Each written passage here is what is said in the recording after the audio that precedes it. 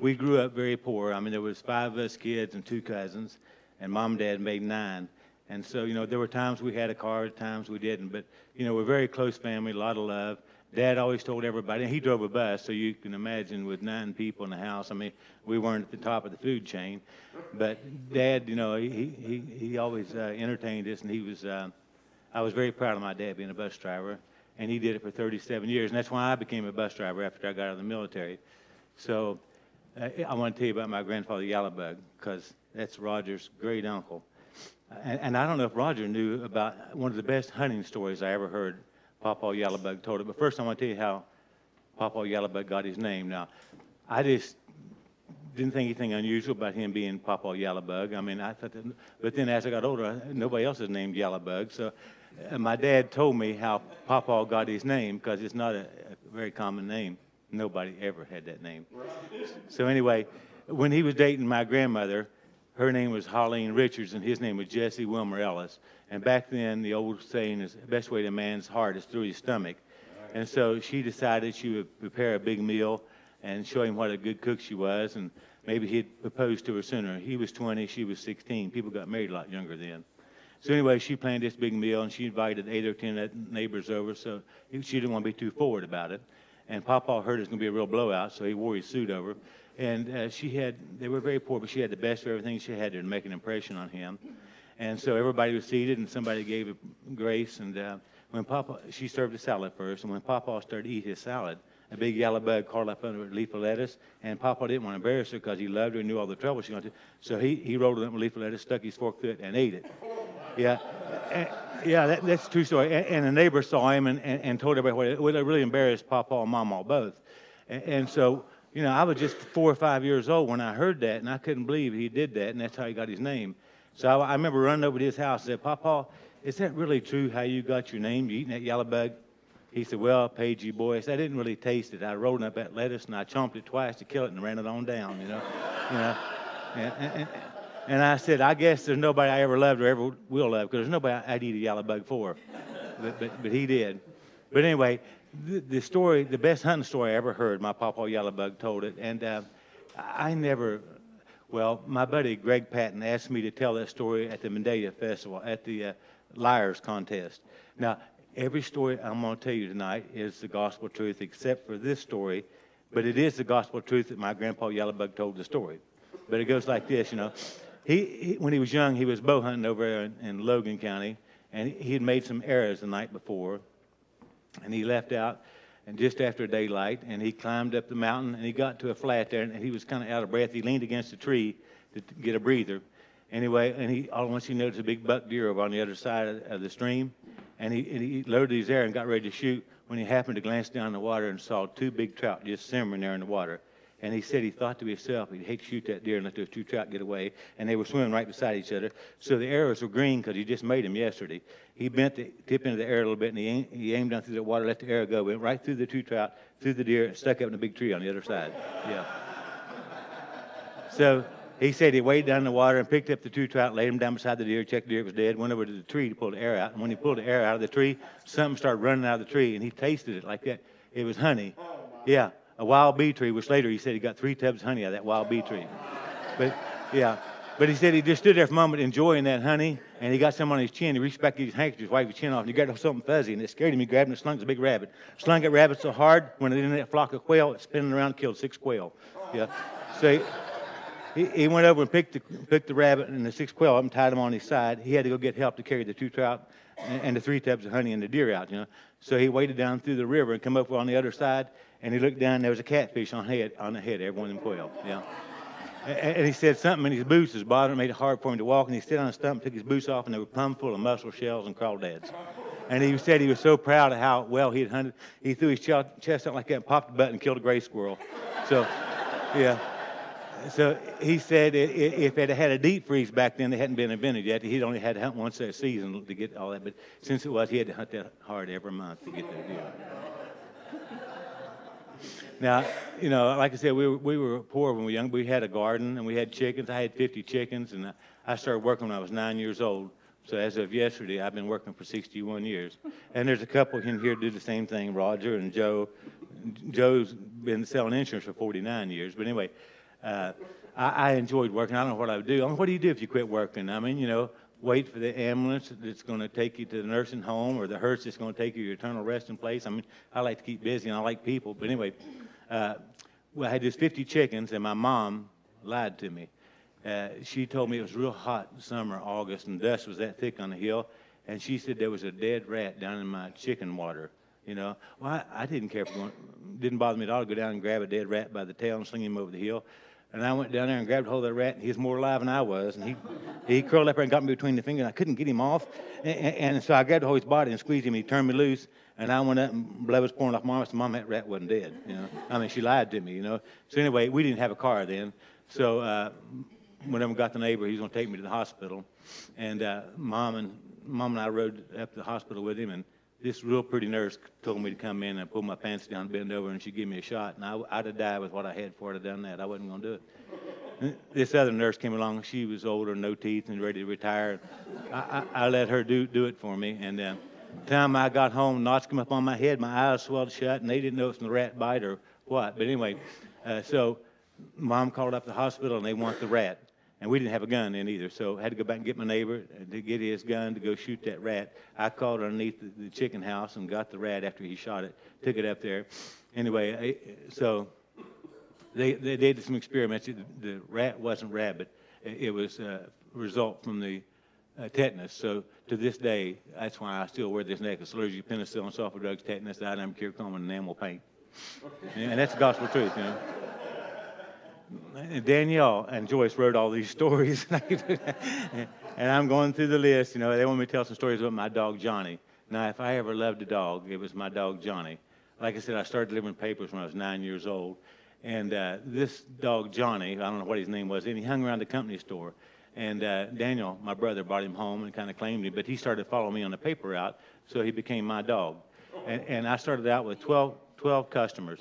And less than a year, I had over 200 customers. I mean, I knocked on doors on weekends, and other guys wanted to give the routes up. I would take them. So I delivered the Charleston Gazette and the Herald Dispatch in the morning. Then the same people in the evening, the Logan Banner. I carried 2 satchels and had my papers dropped off at different places. And Johnny went with me. He knew everybody's house and go through it. Matter of fact, when I had to learn something to memorize in school, I'd carry it with me on a notepad and just watch Johnny. He'd take me to all my people. Anyway, we were very close, I still got dog bit at least once a month, and people didn't sue then like they do now. So anyway, Johnny could whip most all dogs, but there was one big dog named Walter that, could whip Johnny, and he jumped Johnny several times. Johnny would look at me like, "What are you going to do?" And I'd get a big rock or a club, and I'd help Johnny. And Johnny would come out like that, I mean, he had personality. But anyway, one day we were coming across the railroad bridge. And it was the spring of the year, and the fish were spawning. You could see all the carp down there, and I wanted to go down and get a closer look.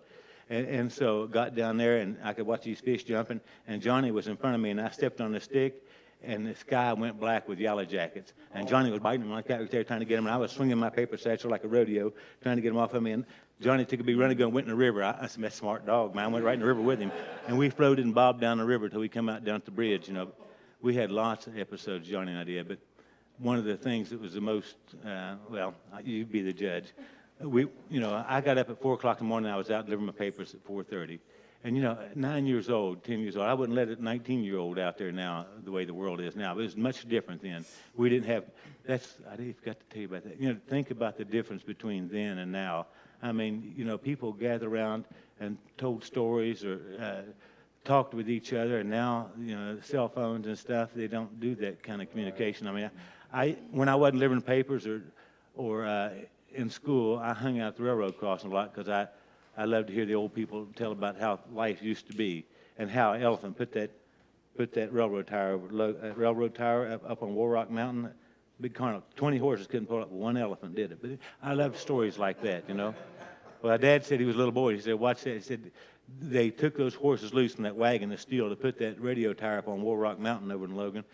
And there'd been a circus in town. They brought one big male elephant, didn't even have a harness for him, and put a raw chain around his neck, and the little foreign guy with a little whip tapping that elephant and telling him what to do. A whole wagon load of steel. And when he leaned into it, Dad said wrinkles coming in his rear end that big, and he didn't even stop till he got to the top of the hill where that wagon. I mean, I like stories like that.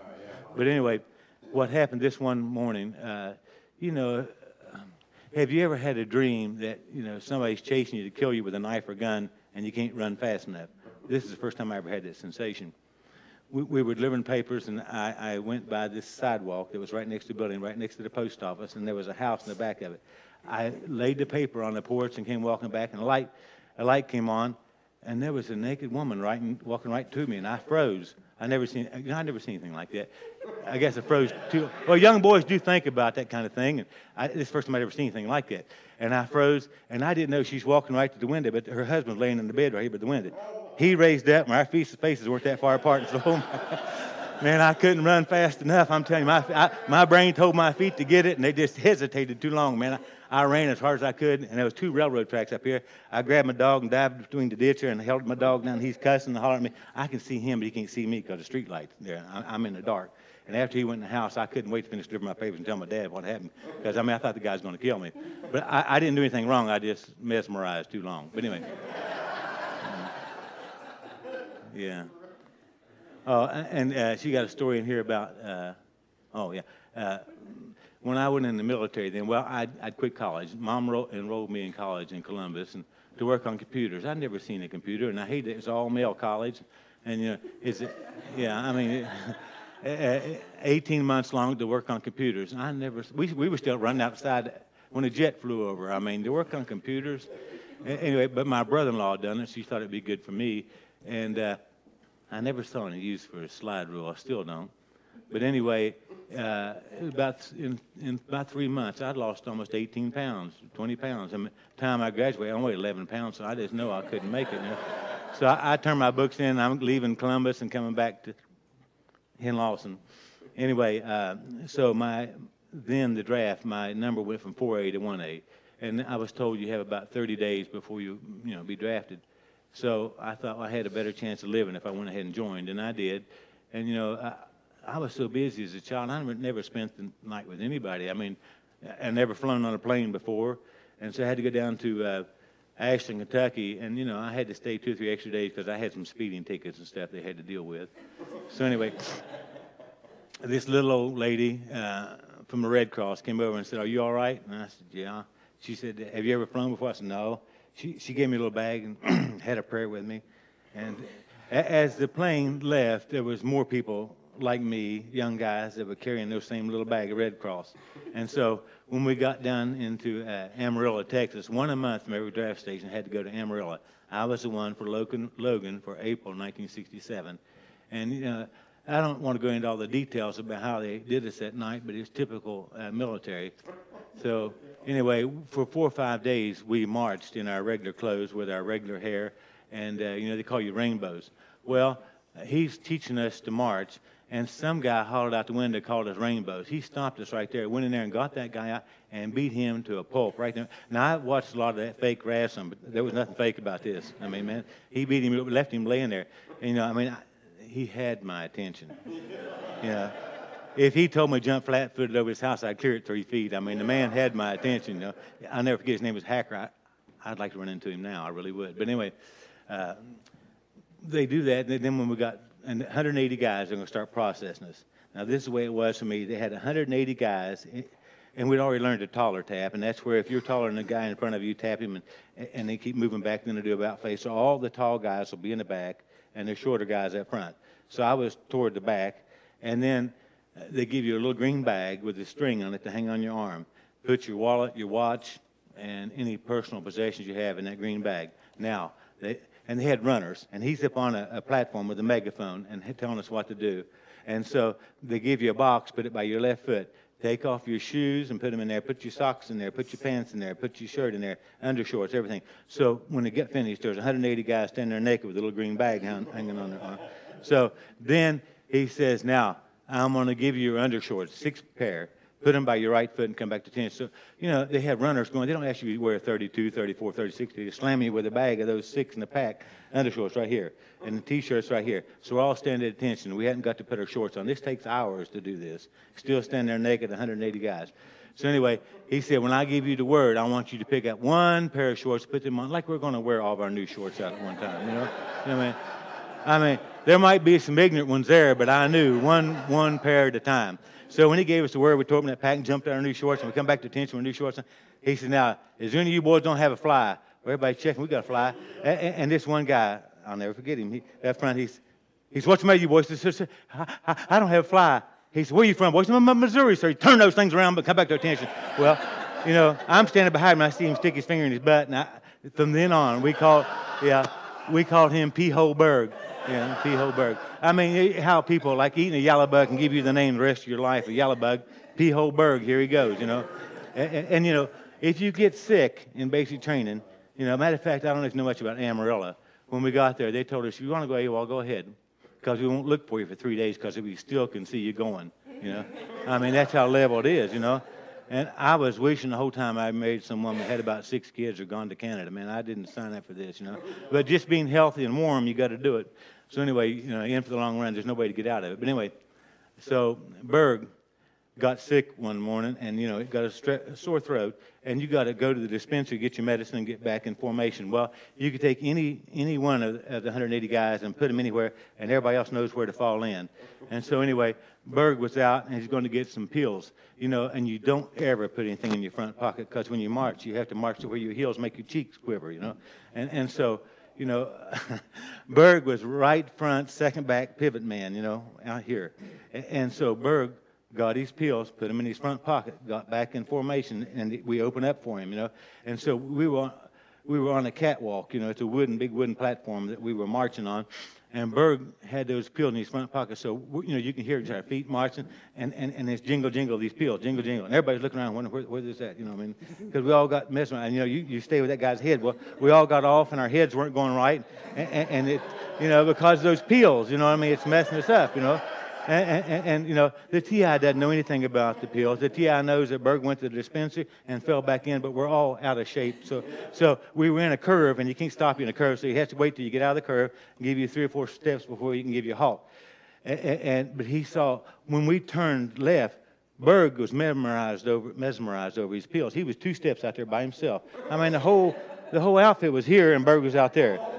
So Berg got back in real quick, and he got us straightened out and stopped us. And he said, Airman Berg, front and center. Berg went up there and said, sir, Airman Berg reports his order. He said, what's the matter, you boy? You been taking them stupid pills again? He thought he was talking about the pills. He, yes, sir, took 2 this morning before I fell in. He took his hat off and started beating. That's why we call him P-Hole Berg, They started beating him, because he owned up taking stupid pills. And then he did kick him a couple times, too. And that's the gospel truth. I had so many accidents in military hunting.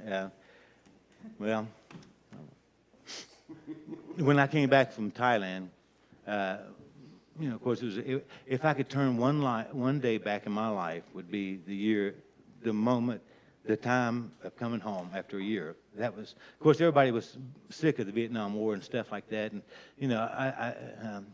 that wasn't good. But anyway, I was the only one. I got bumped in Cincinnati and had one flight to Huntington. Mom and Dad were there to pick me up, and I was it was a good day. But anyway, Dad and I went hunting, and we were hunting with Boss Martin. Roger knows him, and Boss Martin was a mountain man. I mean, when I had 10th grade biology, I need to get a drink.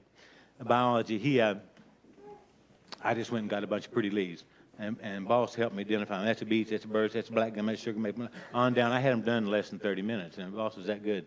Anyway, so Boss wouldn't know his name if you wrote it big as this house. He had this finger off where a mink bit it in the trap. And he was very serious about hunting. He'd chop the whole world down to get a squirrel. Thank you. Anyway, so we went hunting down Mud River, and we killed 7 squirrels. Only used 3 shells because Boss twisted 4 of them out. You know what I mean? He twisted them out when they go up a gnawed hole and there was no hole above it. Boss would twist them out and slam against the tree and kill them, So 4 free squirrels, 3 shot.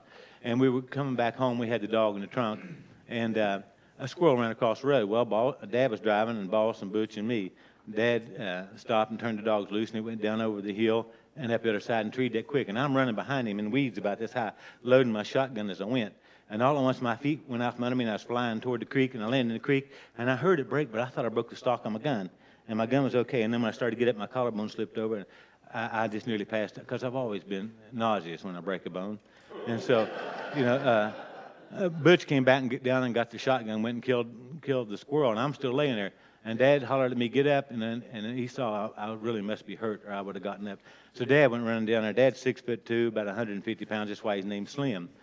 And I couldn't tell him. I tripped over one strand of barbed wire underneath those weeds about that high.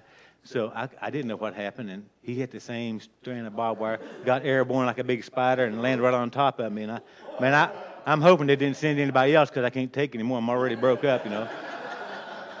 So anyway, I was the only one that had any money on me, and I needed something for pain because I could hear my collarbone moving, you know. And so we stopped, and I did drink a lot when I was in the military. I don't drink much anymore.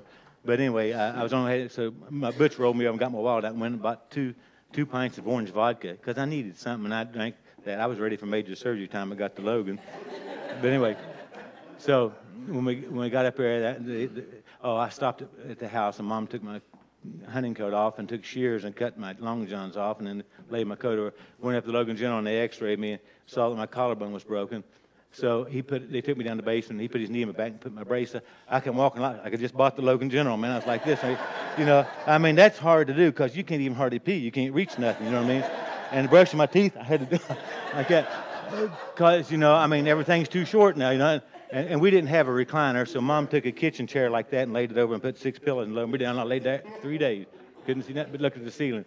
Anyway, and have to even loosen my brace up so I could go to the restroom because I couldn't reach myself. So anyway, I called the base where I was down in Charleston, South Carolina, at 792nd Radar Squadron, and they knocked 3 days off my leave time, which was good.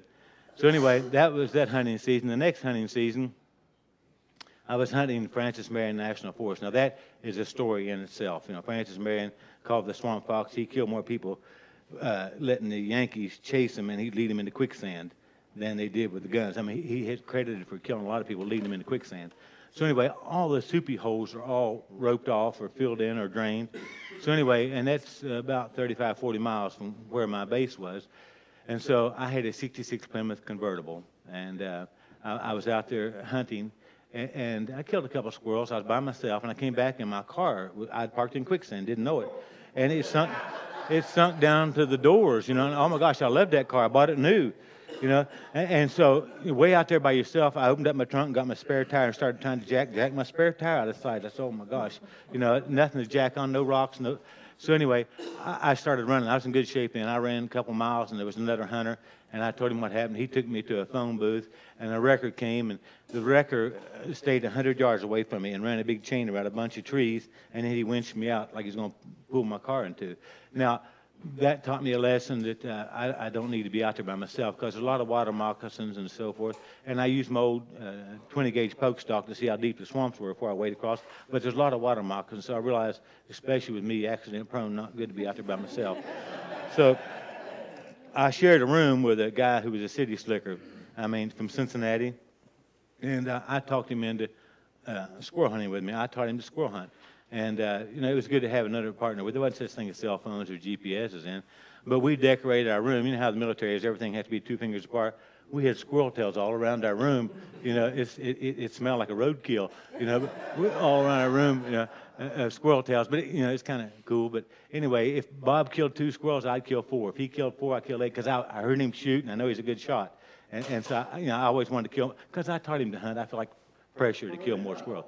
Anyway, so we're out there this one day, and somebody had a chainsaw and was out there cutting timber, and I hadn't seen one squirrel, and it was way across the swamp, and Bob was over. He'd already killed 2 squirrels. I know he had. And so I decided to take a shot at this squirrel. It was way up in a big water oak. It was this big around. And it was way up in the top, and I shot it, and it twisted around and died up in that tree about 80 feet off the ground. Well, that's the only squirrel I'm going to get today. Bob has already killed 2. So I hollered for Bob to come and help me get that squirrel down. That way he won't be killing anymore. That's not good, is it? But anyway, it's just hunting. So anyway, I couldn't climb this tree, and I had seen Boss do so many climbing trees, and he cut the whole forest down to get 1 squirrel. So anyway, there was 2 grapevines about that big around going up that first limb, and so I told Bob to watch and keep his gun loaded in case that squirrel isn't dead and starts trying to run out on me. And a lot of Spanish moss hanging. And it was about 18 feet to that first limb. I started going up that grapevine like that, and I got just about where I could reach over that limb and climb limbs the rest of the way. And that thing broke, and I'm heading toward the ground. I thought, oh, gosh, man. The roots, how those roots run on top of the ground. I didn't want to land on a pile of those roots, but you can't help it. I'm going to hit them anyway. And so I thought I'd spring my legs so I wouldn't drive both legs up through my chest cavity. And so I landed like that, and this foot went on me, and it as fast as my heart beating, that thing was swelling. It was, I'd broken it in 4 places on the bones and once in the back. Anyway, so forget the squirrel. So anyway, Bob helped me to the car, and he drove me to the hospital. On the way to the mill, I was on a radar site, but the main base was about 3 miles away. And so when it's dark like that, they have an emergency call or something, but the main hospital is closed. So you have to go in this ramp and go in, and it was the OB/GYN doctor on call that night. So anyway, and I didn't know if he knew what he was doing, but he x-rayed it, and he said, yes, it's broken, but I wanted to put a half cast on it, and you come back tomorrow and see the orthopedic surgeon. Okay. So anyway, and he put me on crutches and didn't tell me how. I'd never been on crutches before, but anyway, I made it out and around the car, and so anyway, they didn't give me anything for pain, and all my leg was just throbbing. And anyway, so Bob went over there and got me 6 straight shots of bourbon. That helped me sleep. But yeah, and he called and said, what can you do for pain? So somebody said, soak hot water. Well, anyway, they got my trash can and put hot water in, and you could just watch my foot swelling more when I put it in there. And he'd gotten another barracks instead of the doctor, because you don't soak a broken bone in hot water. So they took my trash can, dumped it out, and put ice. So I went to sleep halfway in the bed with my foot in the bag in a trash can of ice. And then the next day, Bob drove me back over to see the orthopedic surgeon, and there was 2 other people there too that came in later to get casts on. So anyway, he said it was broken. The bones going to the toe were broken, and the heel bone was broken. He put this cast on. That's before they had that plastic. Fiberglass stuff. They had to melt everything in plaster and wrap it all in gauze first and everything, and then put that on to keep wetting it and putting it on. Anyway, he said come back in 3 weeks and he would give me a walker to put on the bottom of it. So okay, and anyway, and then these other 2 guys are going to get casted up there. So I was going out, and Bob was carrying my boot just in case that baby doctor was wrong last night. And anyway, so we started, because it could have been a sprain. And so anyway, we're going through there, and I'm talking to Bob the whole time, and the hospital's buzzing, people going in and out. And I thought, well, maybe we can't squirrel hunt, but we can coot hunt, float in a boat, and shoot ducks, coots. Anyway, so going out through there, and Bob and I were in a big way of talking the whole time. This is my first time on crutches, and they were adjusted for me. And the hospital's busy. I can't go out down the ramp I went before. And before I knew it, Bob opened up the door for me, and there's 6 steps going to the parking lot.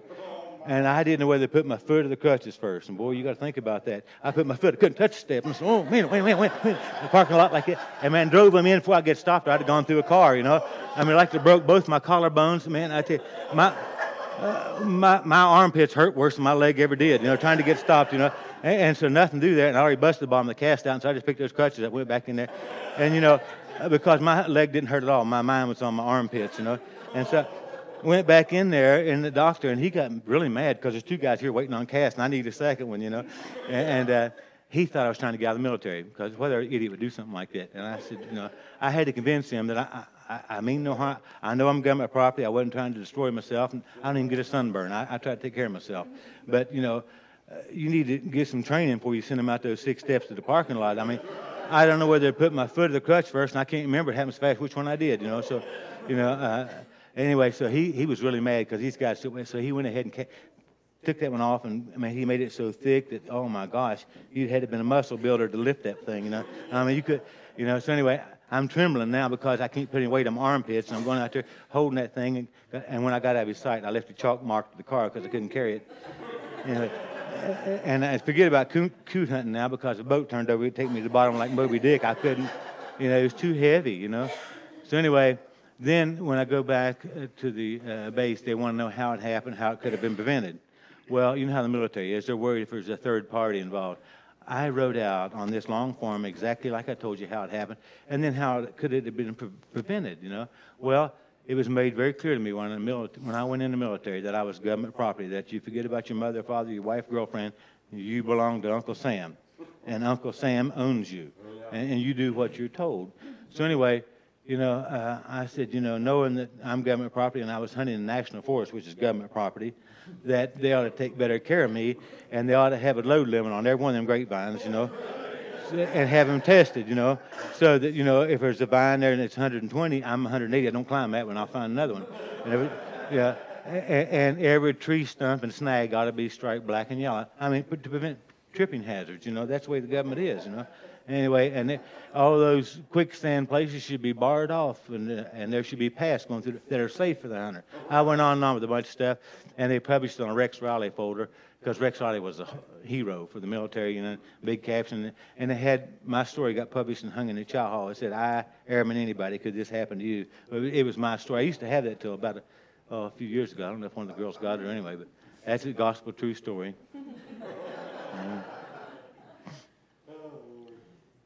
Now, another thing happened to me when I was in Thailand, you have the monsoon, and the monsoon lasts for maybe 3 months or something. It rains every day, rains all the time, and the rice paddies fill up, and everything you do, you get wet. Now, everybody only had 2 pairs of boots, and it takes longer than 2 days for a pair of boots to dry out. So you're wet all the time. Your feet are wet all the time. I'd buy a couple cans of powder a month, and it didn't really help that much. But anyway, and the barracks that we stayed in had louvers like this. Louvers, and when it would rain real hard, it would even wet your bed, wet everything. So anyway, my feet started cracking open and peeling, and so I went to the dispensary, and they gave me this liquid medicine in a jar about this big. He said, wash your feet real good, put it on your feet, keep it on for 10 minutes, you're good. I don't think there's anybody could last 10 minutes of that medicine. I mean, it was like putting battery acid on an open wound. I couldn't take it, or alcohol. Anyway, and I made it maybe 5 minutes, 6 maybe. So anyway, it cleared my feet up, and they got well. And I thought, I'd like to keep that medicine because I like stuff that works. I mean, I believe it cure cancer. It was good medicine. So anyway, I kept it in my whole baggage box and brought it back to the States with me. And then this guy Backus came in our unit. Nobody liked him because he sent all his money home to his mother, and he bummed off everybody else. And my brother came down one time to visit me. He bummed a couple of dollars off Daniel just going to the day room. So anyway, one night I was cleaned up. I'd finished work and ready to go out and hit the town a little bit. And Backus came up and knocked on my barracks door. And he said, Ellis, you got anything for jock itch? I said, no. I said, yeah, I do. Yeah, I do. I said, I forgot about that. Over in Thailand, that hot climate, I had the jock itch real bad because I didn't like Backus anyway. And I said, I'll tell you what you do, Backus. You wash yourself real good, get you a good shower, pour some in your hand and put it up on there and rub it in, leave it on for about 30 minutes. It'll do it. So I went on out and hit the strip, and I come back, and boy, it was so appropriate. This one of the guys' name was Sassy, and that fit him so well, And I got out of my car, and I come walking to barracks. Sassy come out and says, Backus is going to kill you. And so I started getting sobered up by the minute because I feel I'm going to get into it here. So anyway, I opened up the barracks door, and here come Backus. And he had a towel wrapped around him. He wasn't even clothed. I don't think he's going to fight me like that. Was he a sumo wrestler? We're not going to do that, He had that white towel. So anyway, Backus came and said, did you have that for jock itch? I said, yeah, I had to now. Anyway, he said, nobody can stand that. He said, I did what you said. I said, Backus, you put it on your shoulders because his shoulders were red. I said, you put that on your shoulders? He said, heck no, man. He said, I put that where I'm supposed to put it. And he said, did I tell you I have a little touch of hemorrhoids? I said, no, man, no. So anyway, he said, I started back to the barracks. I threw my towel off in the hall, ran back, and I was on that concrete floor with my butt up in the air trying to get that stuff dug out of me, man. He said, it nearly killed me. Do you know that cured his jock itch? I mean, that's why I love that medicine. And I don't know what it did to his hemorrhoids, but that was some good stuff. I wish I still had it. But anyway, he never bummed off me after that. And that's the gospel truth. That broke him of that stuff.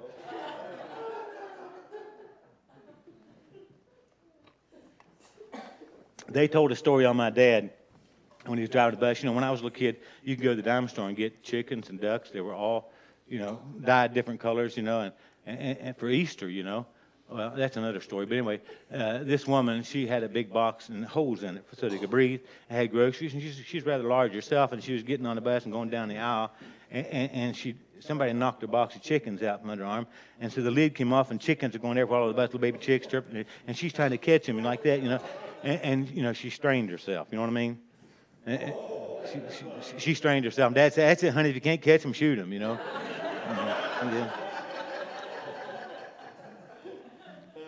Now, driving the bus, I was, of course, I came out of the military. I didn't know what I wanted to be, what I wanted to do. Matter of fact, that's another time I quit college.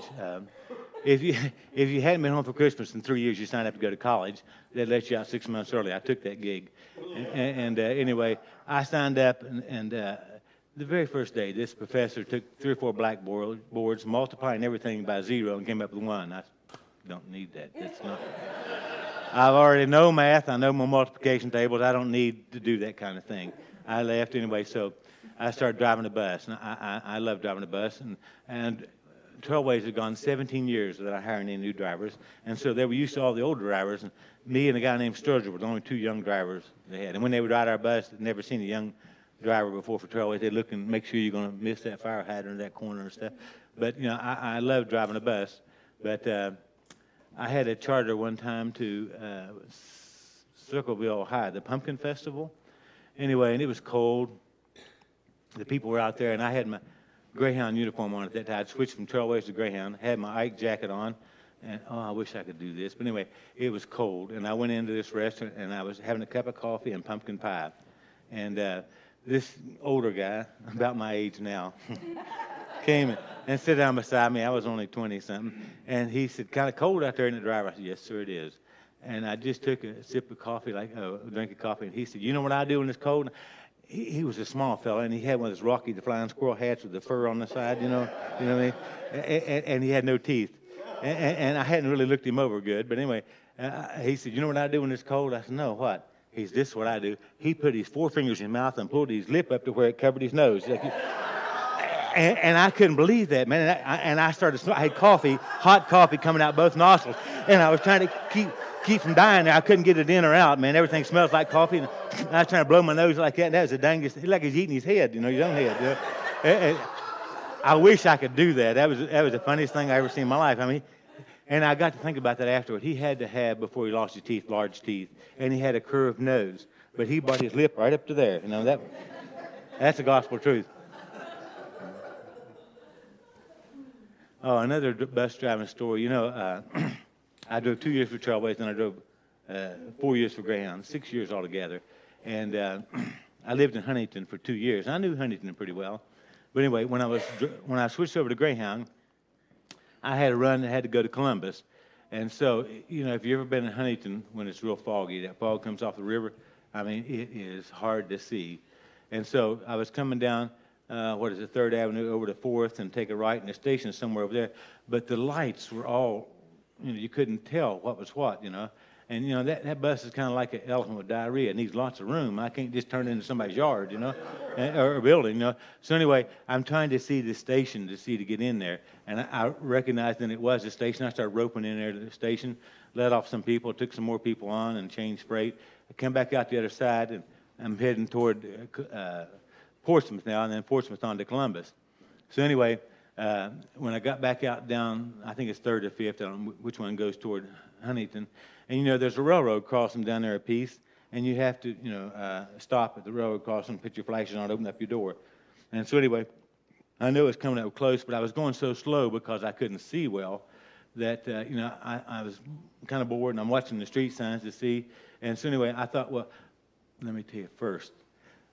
There's 2 horns on a bus. There's the city horn on the steering wheel, and there's the air horn that's back underneath your seat. And in my whole 6 years of driving, I never, ever had to use that horn. Never. Because I never followed close, and I just never needed that horn. So anyway, I'm waiting for the railroad crossing, and I thought I'll go ahead and get my 15 cents ready. And I reached back like this to get my 15 cents, and I accidentally stepped on my air horn. Oh, I said, "Oh, shit." I thought the train run over me, man. I screamed real loud because, I thought the train done come through the side of the bus. And all these people here, it scared them, I mean, man, if I was going to get killed, I know my last words would be. And I try to be a good driver. Make something so stupid, run that railroad crossing. And then it was me. I felt my leg vibrating and got off my air horn. I said, "Oh, man." I wish those people never took the bus. I hated to even see them get off. I even turned my head when they got off the bus. I hated that, man. And that's the gospel truth. Anyway, when I was driving the bus, I was an electrician in the military. and worked in power plants and mobile units. That's what I did in Thailand. But anyway, I wired houses for a little extra money when I got out. And so this one driver wanted his house wired.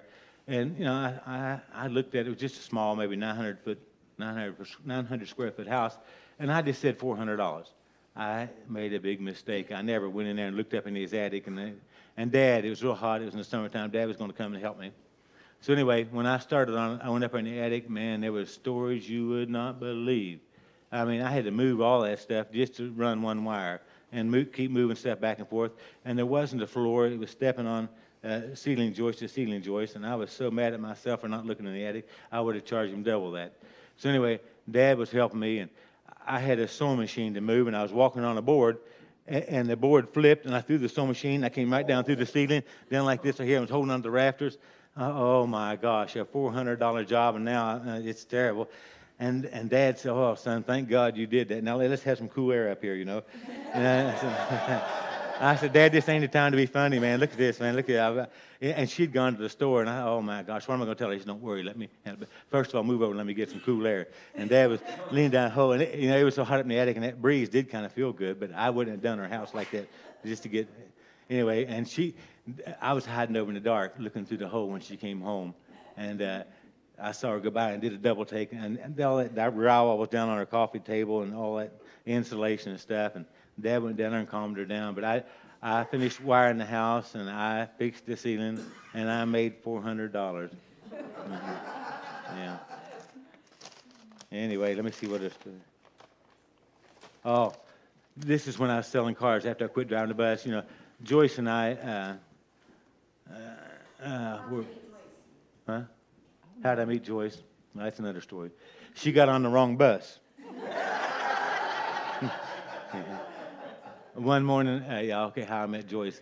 One morning I was driving the Gully Bridge run. My seniority, I was forced on that run for a while.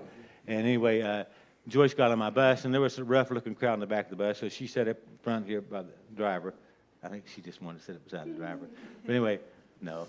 Anyway, so going up through Malden, you had to go down in there and around, and they've taken that bad turn out there. But there was a real sharp turn there, and Smith Transfer was stationed up there, and they came around that curve, Smith Transfer truck at the same time I was going, and our mirrors were about that far apart. But, you know, you have to glance at your rear tires to see where you are so you know how everything's going to fit. Look at his mirror. Anyway, and when we met, she screamed, and I said, "Did that scare you?" And she said, "Yeah." So we started talking, and then I kept running into her at the bus station because she used the bus a lot. She didn't have a car at the time. I introduced her to my dad once, and then my buddy Sturgill, then I asked her out. Remind me of one girl in high school. When her grandmother died the third time, I got a little suspicious. But anyway, yeah. But anyway, I kept asking. Matter of fact, the very day that I fell through the ceiling, and my hair was all dirty, and I had an attic sit on me, and I stopped at Kroger's, and there was Joyce and her boyfriend, and she was dating at the time. And I was telling her about what happened, and what he say, this guy's crazy, let's get out of here. Get out of here, this guy's crazy. Yeah, I ran. But I kept running into her, and you know, well, I started dating her then, and you know, what I love about Joyce, we both had similar backgrounds. She was raised over in a camp over Boone County, Kirk Hollow, and you know, there were 6 in their family, 5 in mine, and we were raised poor. We had a lot in common, and you know, I can't play any music. I have tried. That's another story. Anyway, when I was a little kid, I mean, that's why I'm so fond of Roger. When we were riding our bicycles from Crooked Creek to Henlawson, Roger would sing the wreck of old 97 or sad movies. Now, he could hit all kind of notes. And I loved to hear Roger sing. I made him sing to my mom when I took him down there, you know, the house. But Joyce was a very musical family. Her brother plays 12-string, and he's traveled in a band for 2 years. Anyway, so, you know, having similar I knew this was a girl for me. Of course, I've been married twice to the same woman. I've eaten more crow in this room will hold, you know. But is that what you want me to tell? Okay, we're done. Okay. Yeah, when I was selling cars, it was a hot day in August, and you know nobody was coming out to look at cars, and you could see the heat wave coming up off the blacktop, and nothing. We're standing in the air conditioner like vultures waiting for somebody to come up on the lot. Anyway, I don't want to mention his name, but anyway, I was Burt Wolf Ford, and his son-in-law got a phone call. And I saw him, he had big eyes like this. He was excited. He says, some woman said she's naked and wants to buy a car. I said, well, sell her a car. and he said, no, I don't want to talk to her. I said, well, let me talk to her. He said, go ahead, talk to her. And so anyway, I don't want to mention her name because if this is recorded. And I said, yes, ma'am, this is Paige, also Burtwell Ford. And she said she was having the Mercedes bring her car. She was having the Cadillac bring her car, and she wants me to bring the best car we have. And I got her address over in Kanawha City. I don't remember those real fancy homes by the river. Anyway, so I got her address, and I called down to Tim down there. I said, clean me up one of those Diamond Jubilees. Now, this was 1978, and I think there were maybe close to 30,000, but it's really decked out. Burnt orange, I don't know if y'all remember, 78 Ford T-Bird. So anyway, Tim cleaned it up, Vic cleaned it up for me, and I got it, and I went over to her house, and I could see in the door it had white carpet, and a power electric staircase going up, lift. Anyway, and I rang the door about 2 or 3 times, and nobody came. And so the door was partially open, and I opened in there, and there she was laying on the couch. Now, she was fully clothed. So anyway, I yelled her name 2 or 3 times, and she didn't answer. So I just walked on in and tapped her on the shoulder, and I said, there was no other Mercedes, no Cadillac people there, just me, Ford. And so anyway, I said, I brought the car you want to see, and she was drunk, but she was clothed. And so I said, let me show you. So I helped her up off the couch, and it was a very mansion house. So I took her out there, and I said, let me take you for a ride. I wouldn't dare let her drive. And I put her in the car, and I showed her all the amenities of the car. I drove her around McCorkle Avenue, back around and everything. And I said, now, if you'll just sign here. The car was 29 something back in 78. I said, will you just sign right here and give me a check for 29 whatever? She said, well, it won't fit in the garage. I said, well, I want it. And she said, well, that's my garage. It won't fit there. And so I looked and had one of those kind of doors that went like this and in, And I looked, and it was just plumb full of stuff. I said, okay, that's the only objection she has. So I took her back in and laid her down the couch. I took my coat off, took my tie and shirt off, took my T-shirt off, just me. And I cleaned that garage up. I wringed them out with sweat, and I found a rag, wiped myself off good. I had everything arranged. I put the car in the garage, the door come back down. That's the only objection we got. I went in there, I said, ma'am, if you just, come here, I want to show you something. First, I took her out there and showed her, there's your car in the garage. Now, if you just sign right there and give me a check for $29,950.21. And what could she say? She wrote me a check for the full amount. Man, I was on cloud 9 driving that big T-Bird back to the garage. I said, Lee, you should have taken that call. I sold that car full sticker. She never asked for a discount, and I never offered one. Full sticker, man. And he said, she's drunk, it won't stick. I said, okay, but it was a long shot. It was something to do on a hot afternoon. I sold her a car. So anyway, the next day I was so excited, hoping she would come in and pick the car up. It was all cleaned up and ready there. And here she came in. She was a very good-looking woman. She had a suit on with a brown hat and a little yellow feather. And she came in, and she brought me a bouquet of flowers. She signed that check, and I'm looking at Lee the whole time. Signed right there. That check was good. The car was good. She's gone. And I said, Lee, you should have taken that call. You should have taken that call. Full sticker. I made good. I forget what I made on that. But anyway, she came in about a month later and bought another car, same deal, for her daughter. Never asked for a discount. I never offered one. Full sticker. That's gospel truth. Yeah. When we had our first baby, Danielle. Anyway, not that I'm cheap, but I didn't really need a babysitter if I can take care of her myself. So my office was in my house then for 6 years out Clearview Heights, and so I had a little playpen, and and Joyce was pumping and putting the milk in the refrigerator for me, and I thought I could handle it. So anyway, I did for 2 or 3 months or something like that. Anyway, and so this one day, I'm on the phone, and Danielle's crying. She's wanting a bottle. And so I took the phone off the hook, and I went over there. I said, honey, it's okay. I'll be right back. And she went, ah, and put her fingers right up my nose, and I had 2 streams of blood coming out my nose, I mean, she just put her fingers up my nose and curled them, And so, little old sharp fingernails. And so I said, gee whiz, And so I went to the refrigerator. I made a monster there. And so I got the bottle, and I heated it and tested my arm. It's all good, and I'm still snorting and wiping blood. And so I picked her up, and we kept this one room pitch dark with a blanket over the window. So I had her here, and I had the bottle. I'm good to go. And I went there to sit down, and I went right in the floor because somebody moved the chair. So I threw her up in the air. Now here I broke my back. I got blood out of my nose, and so I got the chair. I just barely did miss it, and I pulled it over, and I sit, and I'm giving the bottle the phone's off the hook, and she finished all the bottle, and I burped her, and then I thought I smelled something. I don't want to go. I'm trying to get back to the phone, so I put my finger up. Yeah, it was crap. You know what I mean?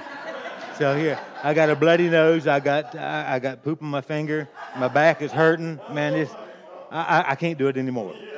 We're getting a babysitter. So when Joyce came home at 5 o'clock, I'm standing there with her. We're getting a babysitter. I tell you, my back was hurt, my nose is bloody, and anyway. So that's a true story. That's a gospel truth. And Danielle, we didn't know this happened to Danielle until we went to sixth grade graduation at the Bible Center, yeah. And we're watching this slide, and every one of the children had to pick their life verse, And anyway, and so it came Danielle. Her picture came up on the projector on the screen, and Mrs. Berry was talking about it, and she said, Danielle Ellis, she said, if I live to be 100 years old, I will never forget the first day of the second grade. Anyway, she went, but first I tell you that everybody, you had a list of stuff you had to buy for them to put in their cubby before school started. It wasn't like it, well, anyway. And so we had the stuff anyway. So she said, I wrote a Bible verse on the board, and I gave them time to copy it. And I told everybody, copy it down. Anyway, she said, I heard this whimpering and crying. And I looked around, and she said it was Danielle Ellis. And I went over down and got on my knees beside her. And I said, what's wrong, honey? And Danielle said, but Mrs. Berry, it wasn't on the list. She said, what wasn't on the list? She said, a copying machine. I mean, that's a literalist, Yeah. But Danielle was used to going to my office, putting stuff on it, hitting the button and copying it. I mean, at least you'd look down the room and see what everybody else is doing, but she was just focused on getting that copied right quick, Yeah. That's Danielle. Now, and when we were building this house, we were living up at Long Meadow Park, and we lived up about a year. Anyway, so we had a coupon to buy 10% off at Lowe's, whatever. So we saved that coupon until we went and bought all the commodes and all the vanities, a bunch of other stuff. And so we borrowed Charles's truck and trailer and my truck and trailer. And so we did it all one trip. And Joyce had told Danielle, but she hadn't told Christina that we're going. And I forgot to tell you this, too. It's a very important part. The girls both have been studying that book and reading about the rapture. So anyway, we left before daylight. Left Behind. Yeah, Left Behind was the name of that book. So anyway, we get back to find out what happened. We're loaded. That Christina woke up and went in our bedroom, and there's Joyce's gown flat on the floor, and I'm gone. And she said, oh, the rapture. She went running back to go to Danielle's room, and she looked out the window, and here came Robin. Some of y'all may know Robin. I don't remember her last name, but she's a beautician. Saw Robin come driving, and she said, poor Robin didn't make it either. Every time I see Robin, I say, poor Robin. She knows what we're talking about. And so anyway, ran in Danielle's room. Danielle, the rapture happened last night. Mom and Dad are gone. Now, Danielle knew that we went to Lowe's. She popped up and she said, do you think if the rapture happened that the Lord would take Dad before he'd take us, I said, should have known. So anyway, yeah. That's the gospel truth, yeah. And it's amazing how kids now, oh, I love this story here. I can't wait to tell you this one. Anyway, yeah, I can't. Anyway, I was raised with hogs and chickens and dogs. We had a farm and a garden. I don't know. People don't get wormed anymore, but we used to get wormed all the time.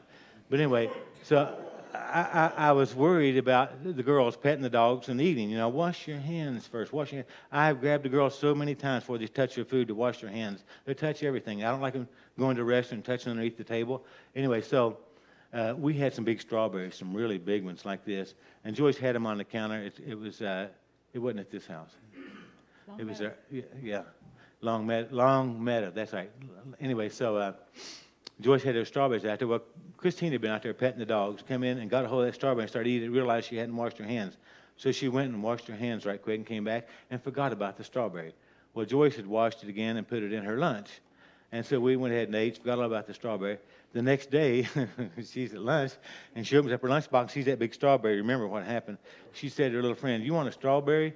And Heather said, yeah, I like strawberry. She said, here, you can have it. And she started eating the strawberry, and Christina was eating her lunch. She said, why don't you take a strawberry?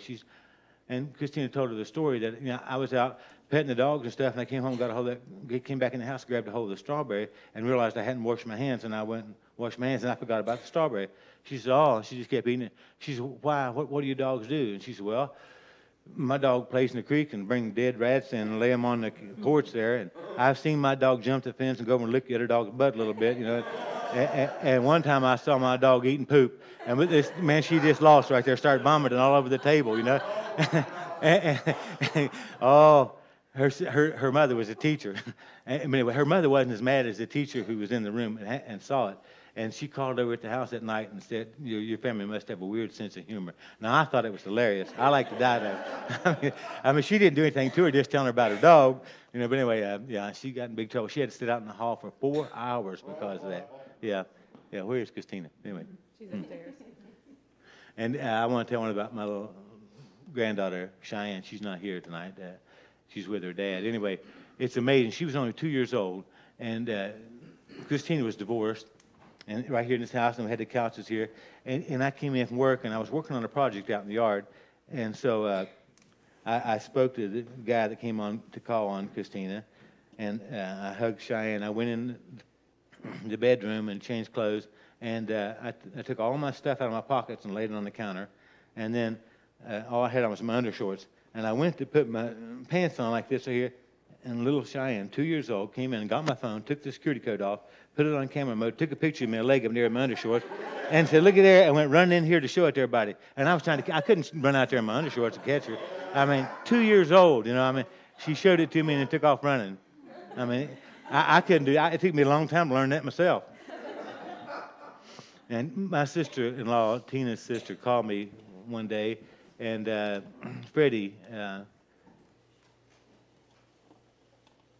Taylor was diagnosed with kidney failure, and he was having a hard time dealing with it. And so my sister-in-law Tina told me to go over and see if I could cheer him up. Now he's a big coon hunter, and I had coon hunted since I was a kid, so I thought I'd go cheer him up. The only dog we had was that little beagle, weighed about 8 or 10 pounds, and anyway, but she was a rabbit dog. So anyway, I borrowed David's truck because you know, he would recognize my truck, and I went over that little beagle there, and I forgot to tell you, I put my Billy Bob teeth in. I had really good Billy Bob teeth. They had tobacco stains on them, and I had Dr. Vicini make an impression of my teeth so I could put them on, and I could even eat with them. I mean, they look natural. And you know, I can cross one eye like that, and I can still see, but I can't see real good. You know, I can't make it. Anyway, so I'm gonna go over there and fool him. You know, and so anyway. I put the toboggan on, and I had the bib overalls, and I had Daisy in the front seat, and I went over there, and I got her up, and I went in the house like this, you know, carrying that dog, and I said, I'm looking for Freddie Taylor, and Carol knew what was going on. She said, sure, come on in, and I forget what name I told him, and I said, somebody said you might want to buy a good coon dog. Man, this thing's this big. He said, that ain't a coon dog. I said, well, she's training, you know.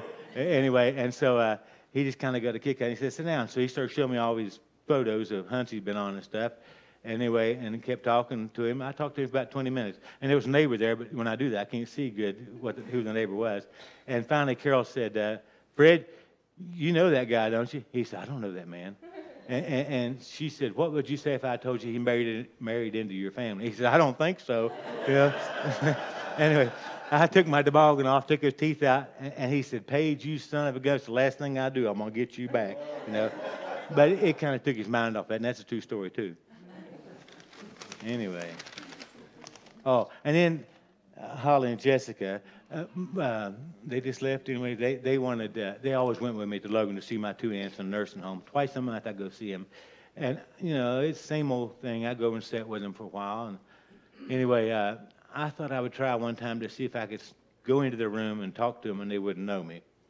So anyway, I started to try that. And I didn't use my Billy Bob teeth, but I went to Rite Aid and got some horn-rimmed glasses, you know, toboggan, put a flannel shirt on and put pajamas on, then put my regular jeans over it, and Holly and Jessica were with me. Anyway, so I went to the nurse's station. They knew me. And I said, could I borrow a wheelchair just to see if I can go in the room and talk to them? I got to kind of blend in. And she said, sure, but I don't want any part of it. And I said, okay. So I got in the wheelchair, you know, and I had my toboggan, his horn-rimmed glasses and everything. And I went up there, and I pretended like I had a stroke. I pooped stuff in it like that. And I wheeled right into the room. And my Aunt Faye was maybe 91, 92, and Merrill was in her middle 80s. And Faye said, "Sir, you got the wrong room there." And I said, "No, I don't. No." And she said, "What are you doing here?" I said, "I got to pee. I got to pee." And she said, "You get the heck out of here." I said, "No." And I kept inching over on her, just dragging my foot like that. And she said, "I told you to leave." And I just kept my head down, my eye crossed, and just going like that. And so maybe she weighed not quite 100 pounds. She went over and grabbed my wheelchair and took me out and down the hall. I could feel the wind blowing in my ears, And I didn't believe she was that strong to be that little. And she just left me there in the hall. And I saw Holly and Jessica just drop down from the nurse's station because they didn't want to be seen. So anyway, I waited a minute and I turned and I went back in there again, And Faye peeped up and said, "There he is again." And I said, I want to pee. I want to pee. And she said, "I told you to get the heck out of here." She said, "You need to leave loud." And she said, "What's your name?" I said, "Bill." She said, "Bill, get the heck out of here." So anyway, when she came over to me, I took my toboggan off, took his horn glass. I said, "Paige, why would you talk like that to your own nephew?" She said, "Paige," she said, "you scared me to death. Maybe it caused me to have a heart attack." She said, "I was just getting ready to take that commode plunge and wear your head out, I told her I wish you had her because that would have really added to the story, but she didn't, But anyway, I did get in the room and they didn't know who I was. Matter of fact, none of my family would know if I wish I lost those teeth up in Alaska. I'll have to they were really a good pair. I mean, they looked real. And I could eat with them. Matter of fact, I used them up in Alaska because, that's combat fishing. There's people shoulder to shoulder casting, and, I had a hook in the head one time, another guy had a hook in the lip, and so you have to wear sunglasses or you get an eye put out. And so when we go to a place that we like to fish, I wore those teeth and I'd cross the eye and I'd start banging the feet, and you have to club these fish too, and I would start making all kind of noise and grunting and carrying on. And so anyway, people were kind of, "What's the matter with him?" And Jerry would say, "We need to adjust his medication, because he's not having a good day." And I'm never going to see these people. I don't care anyway, And so anyway, it would clear the bank and we'd have a good place to fish. So anyway, the very first time I went to Alaska, and I've been 9 times, and, Larry's a plastic surgeon, and the other one's a military retired general, major at, Tom. And then Jerry was an insurance, patent insurance agency, and then my buddy Greg. Anyway, so Greg and I were there, and I said, "I wonder if Jerry would know me if I had my teeth in." I don't think so. So anyway, I put the teeth in. This is the first time I started like that, just as a gag. I put the teeth in, and we're at the airport in Anchorage, and I saw Jerry getting off the plane, and so I went over there, and he was waiting at the turnstile to get his baggage, and I went over to him, got real close to him. I said, "You got a cigarette?" He said, "No, I don't smoke." That's okay. And so I just waited a little while, and I went up again. I said, "You got some money? I could get a pack of cigarettes." He said, "I don't have any money." You think about that. A plastic surgeon goes to Alaska to fish, don't have any money with him. Lying to me right there. He's supposed to be a good Mormon. I mean, they don't lie to people, So anyway, no money, no cigarettes. So anyway, I finally told him, and he's paid you son of a gun. But, you shouldn't tell him you don't have any money. I knew he did. But anyway, when I started clearing the bank off that, those boys loved it. And so then I'd ride up and down the river in the boat going up to fish, and I'd have those teeth in, looking half cross-eyed and stuff. People would get their kids and move for me, And so then we were up there for 9 days. I was afraid to take my teeth out. Somebody would knock my teeth out, So I had to wear it, and I had to I had to fish with those teeth forever, But anyway, so I started taking them, and that's where I lost them at, was in Alaska. That's the gospel truth. And, I want to tell you something about David. David, my nephew, just left. And anyway, he lived with us for a couple of years. He came from Arizona. And in 1980, I lost my sister. She was 33. I lost aunts and uncles and grandparents, but that was the first real loss. And, I probably was wrong, but I spent a lot of time in the garden meditating. And I prayed for my sister to appear to me. And I thought she'd give me a signal. Everything's all right. Well, David had just started driving then. And it was a hot evening in June. I was watering my tomatoes, and David was going to borrow my truck and go out to see a girlfriend. And I'm up there just watering my tomatoes, just thinking about my sister. David walked up behind me. He said, I just wet him down real good. He said, "What's the matter, young boy?" I said, "You don't know what's on my mind. Don't ever walk upon me in the garden like that again." He had to go get changed before he go out on a date. Well, next week or so, he's going out on a date, and I'm back up there with the garden watering. He hollers, "Uncle Bo, it's David, I'm coming up." And I said, "You learn good, time went on. David went in the military too, came back out, and he married Tracy. I introduced him. I was the best man at the wedding. Anyway, and they moved over on Pioneer Lane, and David was building a chicken coop. And so anyway, they asked me to get something at Sam's because I was going to Sam's anyway. And so I got it for them, and I rang the doorbell, and nobody answered. And so I set this stuff inside, and then I started to go to my truck, and I heard something across the pond, that big pond they had, and I saw David had the air compressor running, and he was building that chicken house. So I thought, well, I'll just see if I can get close to him. So I started running from tree to tree, closing in on him. And I watched him. He would go over here and get a board and go back here and kneel down and nail it. And I got his timing down pretty good. And I was within 75 yards, and I knew I could make that one last lunge there. And so I waited till he picked that board and squatted down, and I closed in on him. And so he was down here on the floor, and I'm standing right behind him like this right here. He's right there. And so when he nailed that board, and he turned up and looked, he was right in my face. And I almost got nailed through. His eyes were that big, man. I mean, I got him back. And I had an old tree stand, and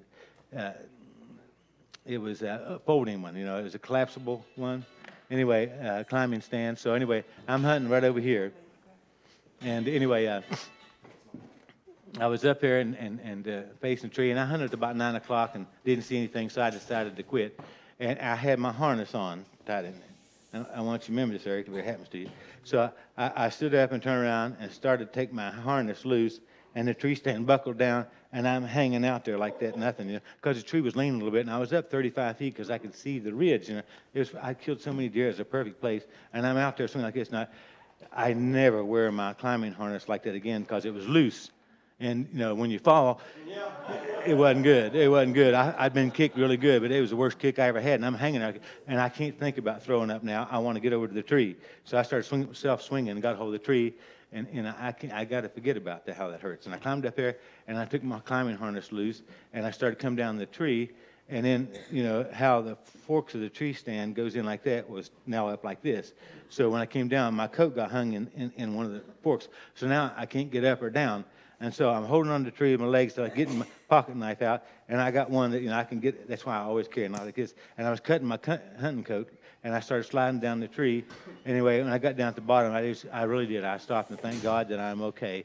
And anyway, I still don't know how that happened, but anyway, so the next day, David and Jeff went over and got the tree, and we found the bolt. Climbing the tree, the bolt had sheared and caused it to fall. Well, I went and bought a new tree stand, but then I called Summit to tell them what happened, and I took a picture of myself and took a picture of the tree stand. I've had it for years. Anyway, I said, maybe you need to put a grade 4 bolt in there instead of that bolt. And so he said, are you still going to hunt? And I said, yeah, I was 60-something at the time. And so he said, send me the tree stand. He said, I'm going to send you a brand new Viper tree stand with a skirt and the pad and a spider climbing harness. He said all that stuff to me free.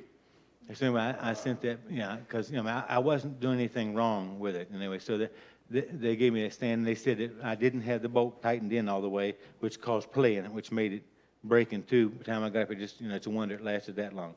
But it was dark, and I didn't have it screwed all the way in.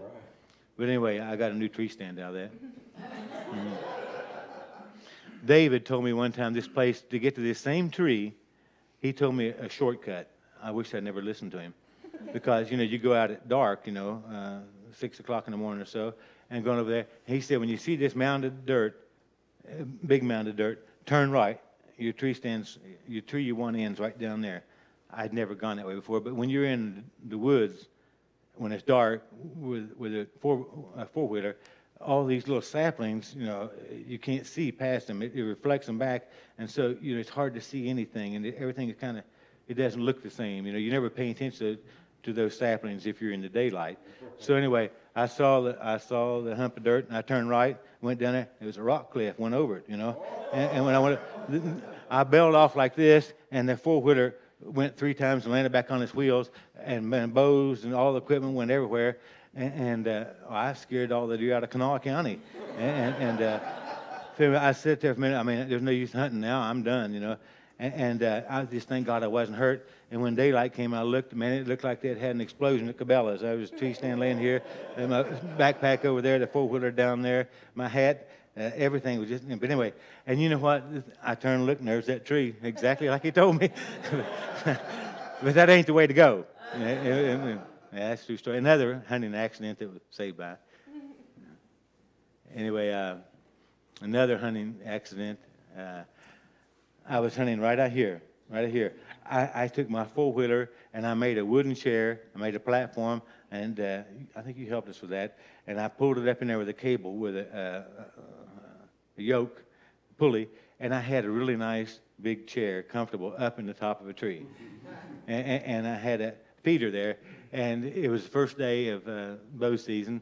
And, you know, I wanted to hunt. I didn't take time to put on camouflage. I mean, I had my regular blue jeans on, but it's so high, it was fine. And so anyway, here came this doe, and she kept looking back over the hill, and I thought, well, a buck's going to come any minute.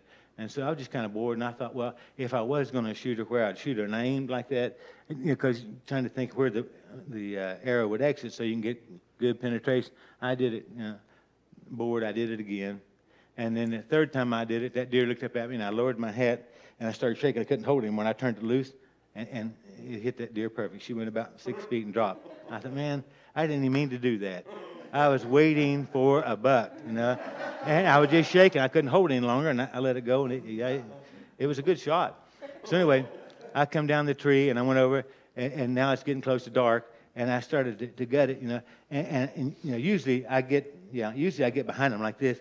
I was doing it like this right here because I was in a hurry, and I went too deep, and I went into the intestines, so I gave a jerk, I can't stab myself in the leg, and I pulled it out. I said, oh, gosh, So I went ahead and finished gutting the deer and got everything out, drug that deer to the top of the hill, and then headed down here, and by that time I was tracking, but I didn't know I'd cut an artery. And so I came down here. You don't want me to tell that part. Anyway, I got it down here to the patio, and I didn't want to waste the deer, and I know I got to go to the hospital. I called Joyce, and she said she's on her way. I called my neighbor up here. He came and got the deer, and by that time I had a puddle underneath of me like that. Anyway, so because I didn't want to waste the deer. Anyway, so Joyce takes me up to Jackson General. Jonah in the triage room knew me personally from other accidents. And he said, what'd you do this time, Paige? I said, stabbed myself accidentally. So anyway, he starts taking all the information. And when I stood up, because I'd cut that artery, when I stood up, my muscles flexed and it shot it all over the wall there, And so I said, Jonah, give me a rag, I'll clean it up. He said, no, man, get in there, get set up. So then, they had my shoe and sock off and had my pants pulled up and had my foot up on there. And so he put the hemostat down and see how deep it was. So he's got to cauterize that artery. And so when he put this fluid all over my leg to clean it up. And when he fired that electric needle up, I almost peed myself. I couldn't take it, man.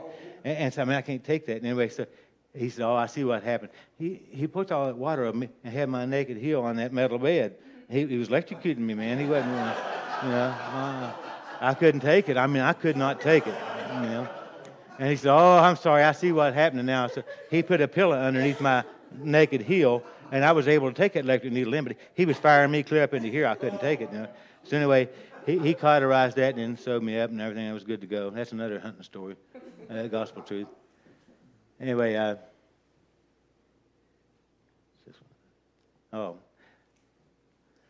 this is my last story. Yeah, y'all glad? Yeah.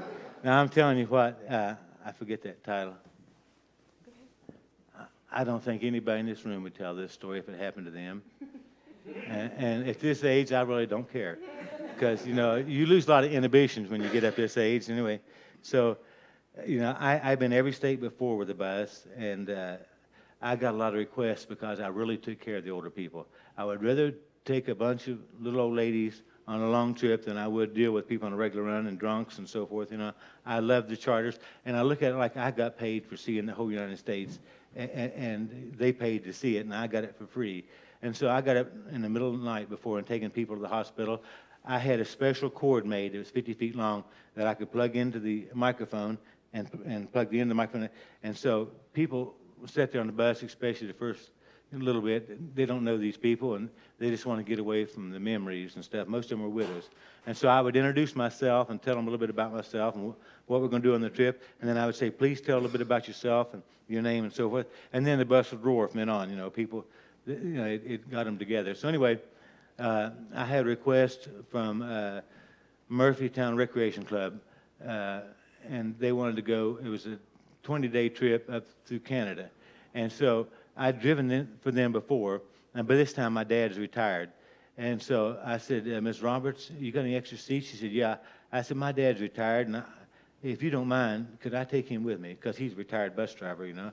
And I said, if anything happened to me, he could drive, and he loves people and stuff. And so anyway, she said, sure, take him. I said, I'll feed him. He can sleep in my room with me. And I said, okay. So Dad had never been on a trip like this before, so I took Dad with me. And we went up, first to Niagara Falls and ate at the Skylon Tire. Then we went up to Montreal and Ottawa.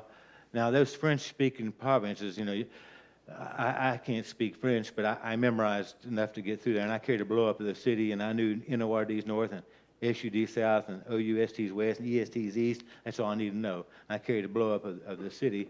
And so anyway, then from there, back down to Sudbury, the nickel mine, and Sault Ste. Marie, and then we head toward Lake Louise.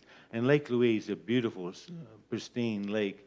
Anyway, this one stretch of trip I had 600 and some miles to drive that day. There was no touring. It was just 600 miles to get down the road.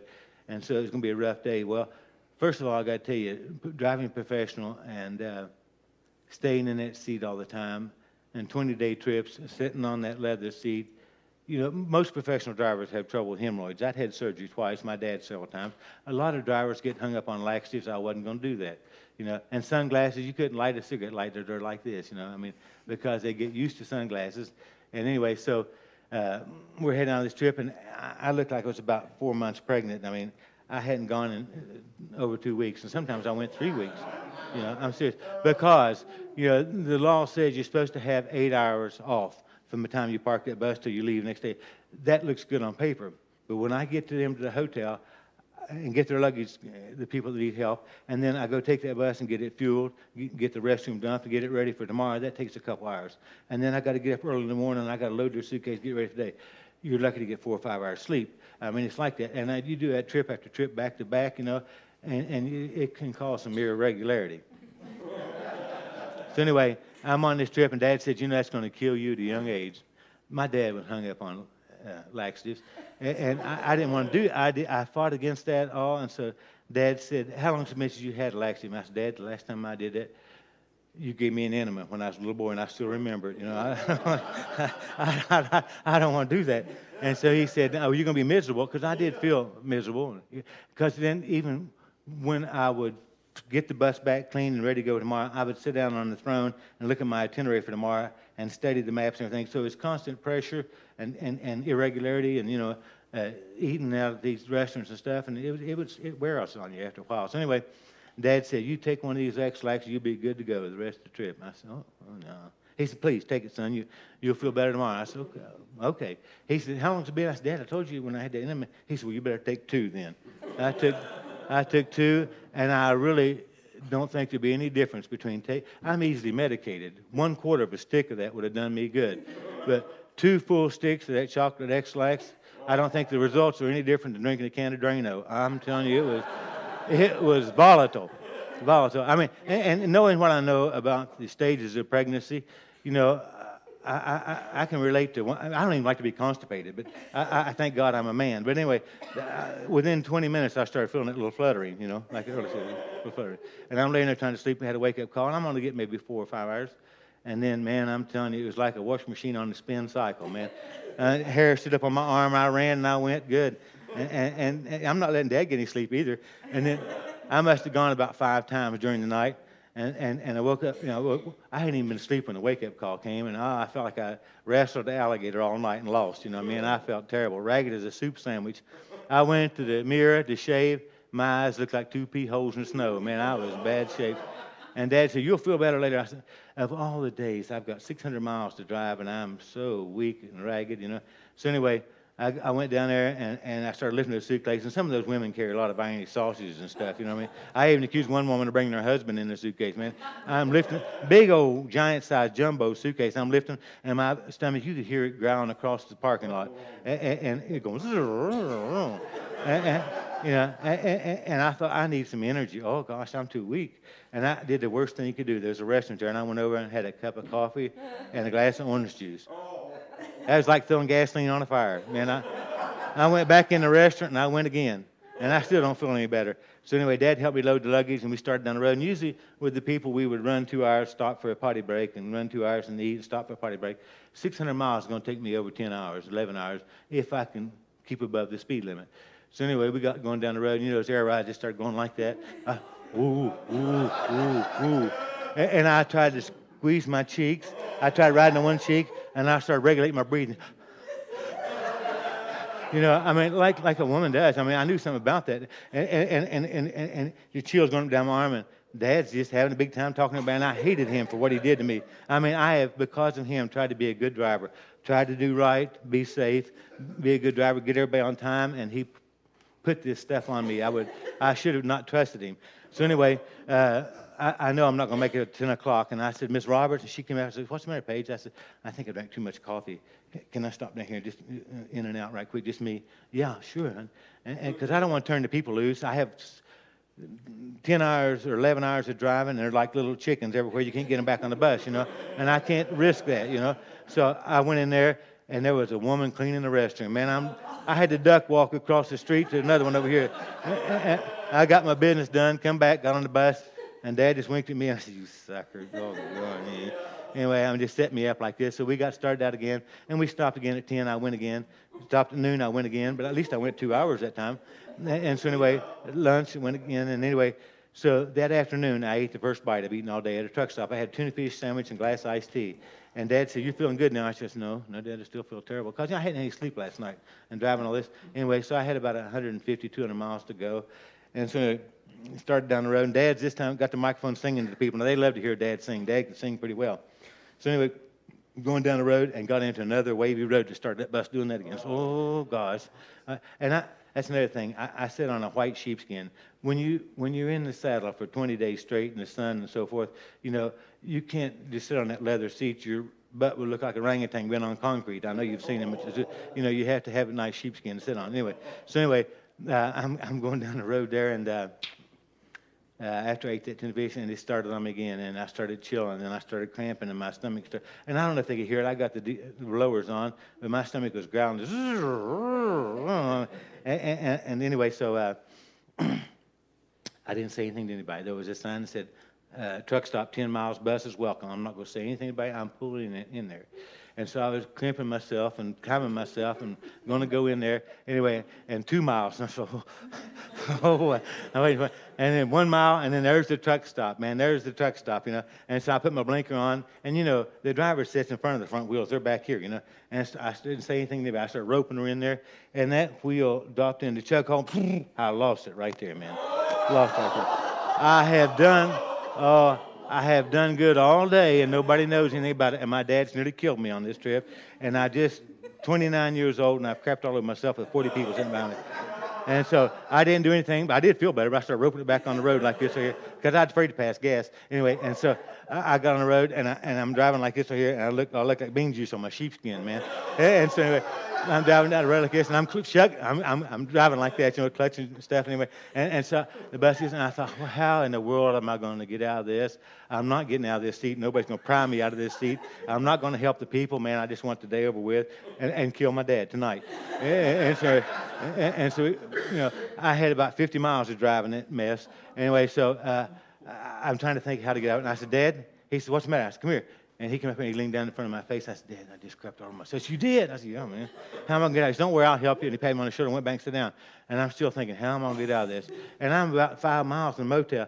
I said, Miss Roberts? She said, what, Paige? I said, Miss Roberts, I'm sick. I'm too sick to help the people off the bus. I'm sick. I'm afraid if I stand up, I'll throw up. And she said, Paige, I know you weren't joking around like you usually do. I know you're kind of feeling bad. She said, what'd you eat? And I said, I didn't eat anything until we directed the truck stop. And she said, what'd you eat? And I said, tuna fish and iced tea. She said, you shouldn't eat tuna fish in a truck stop like that. You might have got food poisoning. I said, I believe that's what I got. Food poisoning. I think that's what happened to me. And so anyway, at least I'm getting out. And I said, I don't think I can lift those suitcases and get them out. And Dad said, I'll help you. I said, you sucker, it's about time you said something, man. So anyway, I got the motel. I pulled in there. So usually I go in with her because she's carrying a lot of money to pay the room. Somebody has to guard her. Well, Dad went in with her, when that happened to me, I turned the blowers up all the way, turned the temperature down, and turned the defroster on. I had a lot of air, so I didn't even smell anything anyway. So anyway, Dad came back out with her with the keys, started passing them to everybody, and I'm sitting like this miserable. It's been an awful day. And so everyone, and those little ladies, they love me because I'm good to them. Every one of them had to hug me. I'm saying, okay. I hope you feel better. And some of them kissing me on the cheek and say, I'm fine. I just don't want to stand up. I'm sitting there like this. Oh, gosh. And every one of them hugged me, and I hugged them too. And I said, I'm okay. Just don't worry about me. I'll be all right. And so they get off the bus, and Dad brings me my suitcase, and I changed back in the restroom. And I went to a little store next door and bought a little box of Tide like this. I put them in the bathtub, like mashing grapes, and I blew them dry with a hairdryer. Turned a $40 pair of dry cleaning only pants into beachcombers, ruined them. Anyway. And that's the gospel truth, and thank you all so much for coming. Is there anything I missed? I don't know.